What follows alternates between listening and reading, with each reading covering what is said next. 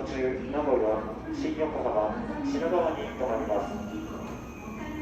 本日、前原市区雪の影響により、京都駅を発車後、20分程度の遅れが見込まれます。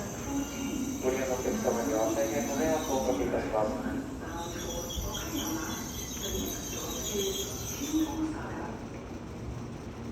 出発です。のぞみ号前山駅発車いたします。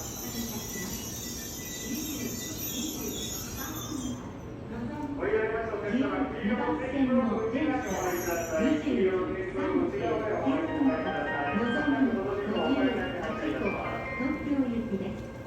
次の停車駅は名古屋です。電車はのぞみ号東京行きです。途中の停車駅は名古屋、新横浜、品川です。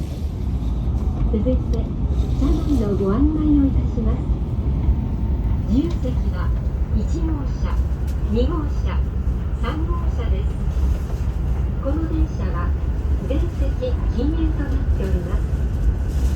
おタバコを吸われるお客様は喫煙ルームをご利用ください。通車の喫煙ルームは3号車、7号車、15号車、グリーン車の喫煙ルームは10号車になります。車掌室は8号車です。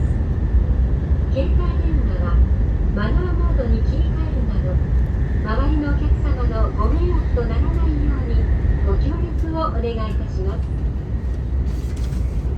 駅及び車内への危険物の持ち込みは禁止されております。